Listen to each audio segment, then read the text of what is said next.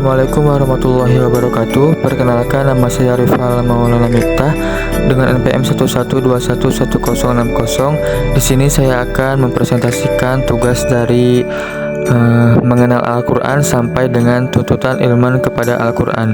Tugas ini dirancang untuk memenuhi persyaratan tugas evaluasi tengah semester mata kuliah pendidikan agama Islam. Materi yang pertama yaitu Ma'rifatul Quran. Al-Quran adalah kalamullah, merupakan mukjizat yang diturunkan ke hati Nabi Muhammad SAW, diriwayatkan kepada kita secara mutawatir. Dan untuk membacanya adalah ibadah, sedangkan mendengarkan orang yang membacanya pun kita dapat pahala. Al-Quran memiliki sejumlah nama lain sebagaimana Allah sebutkan dalam Al-Quran itu sendiri. Masing-masing nama memberikan gambaran yang jelas mengenai fungsinya bagi kehidupan kita sebagai manusia. Al-Quran juga merupakan salah satu mukjizat. Setiap nabi yang diturunkan Allah memiliki mukjizat sebagai tanda kenabiannya, sesuai dengan zaman dan kebutuhan masyarakat waktu itu. Berikutnya yang kita perlu ketahui yaitu mentafakuri diri kita sendiri, merenungkan atau menyadari kehidupan kita masing-masing dengan bersyukur atas apa yang Allah berikan kepada kita, baik itu cobaan ataupun kenikmatan.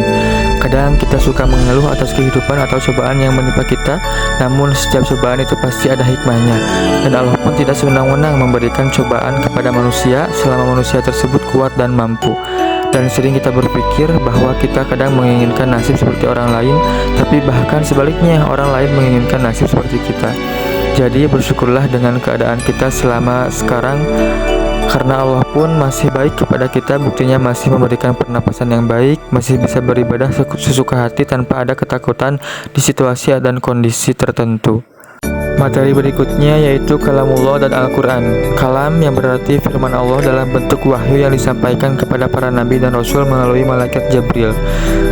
Sedangkan Al-Quran adalah firman Allah yang mengandung mukjizat yang diturunkan kepada Rasul atau baginda Rasulullah SAW atau Nabi Muhammad SAW dengan perantara malaikat Jibril yang tertulis di dalam mushaf itu yang disampaikan kepada kita secara mutawatir. Asmaul Quran merujuk pada nama-nama atau sifat-sifat Allah yang disebutkan dalam Al-Quran. Materi Asmaul Quran mencakup pemahaman dan penghayatan terhadap atribut-atribut Allah yang terdapat dalam teks suci Al-Quran Islami. Ini termasuk sifat-sifat seperti Ar-Rahman, artinya yang maha pengasih, Ar-Rahim, maha penyayang, Al-Malik, maha merajai, dan sebagainya. Pentingnya kita memahami Asmaul Quran terletak pada memperkuat iman, mengenali sifat-sifat Allah, dan mengaplikasikan ajaran-ajarannya dalam kehidupan kita sehari-hari. Studi tentang Asmaul Quran juga dapat meningkatkan ketakwaan dan rasa ketaatan kepada Allah.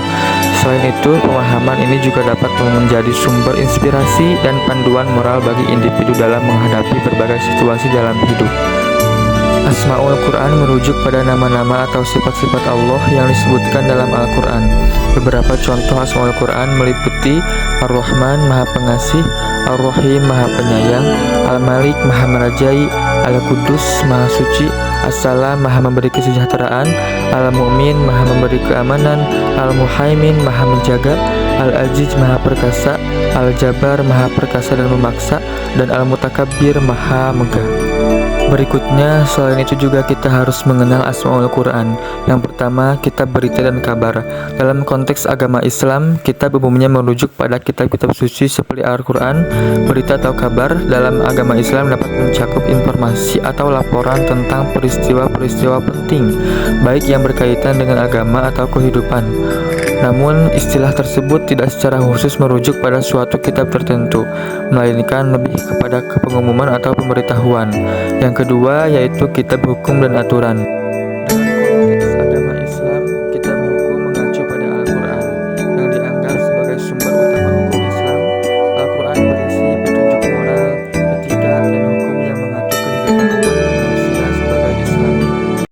Pedoman hidup Islam mendorong umatnya untuk hidup sesuai dengan nilai-nilai keadilan, kebaikan, dan ketakwaan kepada Allah dalam setiap aspek kehidupannya sehari-hari.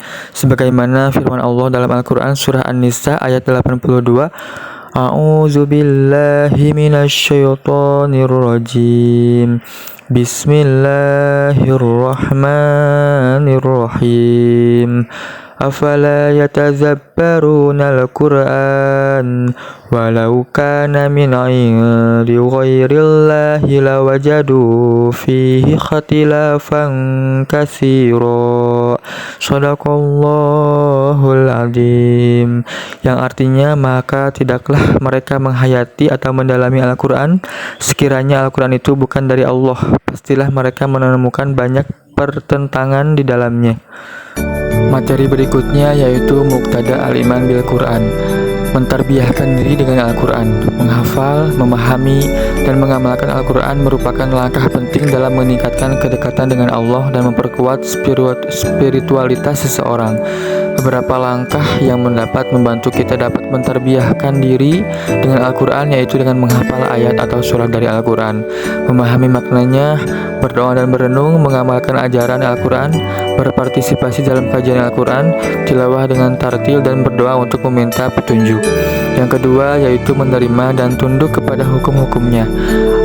Menerima dan tunduk kepada hukum-hukum Al-Quran adalah suatu tindakan yang menunjukkan komitmen untuk mengikuti ajaran-ajaran Islam sebagaimana terdapat dalam Al-Quran. Beberapa prinsip yang dapat membantu dalam menerima dan tunduk kepada hukum-hukum Al-Quran: menyeru orang kepadanya, menyeru orang kepada Allah dan ajaran-ajaran Islam adalah tindakan mulia yang dapat dilakukan dengan cara-cara yang penuh kasih sayang, hikmah, dan kebijaksanaan. Beberapa langkah yang dapat diambil dalam menyeru orang kepada ajaran Islam adalah berperilaku baik, berbicara dengan lemah lembut dan memberi contoh yang baik. Berbicara dengan lemah lembut, saling berdoa dan mendoakan, buat hubungan yang baik, bersikap sabar. Beberapa langkah yang dapat diambil untuk menegakkan ajaran Islam di muka bumi yaitu: 1. Pendidikan dan penyuluhan, yaitu menyebarkan pengetahuan tentang ajaran Islam melalui pendidikan dan penyuluhan. Yang kedua, membangun institusi pendidikan Islam yang efektif untuk mengajarkan nilai-nilai dan prinsip-prinsip agama Islam. Yang kedua yaitu membangun karakter Islami, seperti fokus pada pembentukan karakter Islami melalui pendidikan moral dan etika. Yang kedua, menanamkan nilai-nilai seperti kejujuran, integritas, dan bertanggung jawab. Yang ketiga yaitu penerapan hukum Islam, seperti jika memungkinkan bekerja untuk menerapkan aspek-aspek hukum Islam yang relevan dalam suatu masyarakat. Yang kedua, seperti mendorong pembentukan sistem hukum yang sesuai dengan prinsip-prinsip agama Islam. Berikutnya yang terakhir yaitu doa dan tawakal. Selalu berdoa kepada Allah untuk mendapatkan petunjuk dan keberkahan dalam upaya menegakkan ajaran Islam.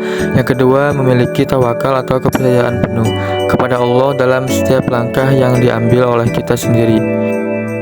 Berikut adalah beberapa kesimpulan mengenai topik mengenal Al-Quran sampai dengan tuntutan iman kepada Al-Quran. Yang pertama, Al-Quran adalah kitab suci umat Islam yang diturunkan kepada Nabi Muhammad SAW sebagai pedoman dan petunjuk bagi umat manusia. Al-Quran diturunkan secara berangsur-angsur selama 22 tahun dan 2 bulan 22 hari. Yang kedua, Al-Quran merupakan mukjizat terbesar Nabi Muhammad SAW yang menjadi bukti kenabian dan kerasulannya. Al-Quran dijaga keasliannya oleh Allah SWT sehingga terhindar dari perubahan dan pemalsuan. Yang ketiga, kandungan Al-Quran mencakup akidah atau keimanan, syariat atau hukum, dan akhlak atau moral. Al-Quran juga banyak mengandung kisah-kisah umat terdahulu, bahasanya sangat indah dan menakjubkan. Yang keempat, umat Islam wajib beriman kepada Al-Quran, meyakinkan sebagai firman Allah, mengamalkan isinya, dan menjadikannya sebagai pedoman hidup. Iman kepada Al-Quran termasuk rukun iman yang keempat.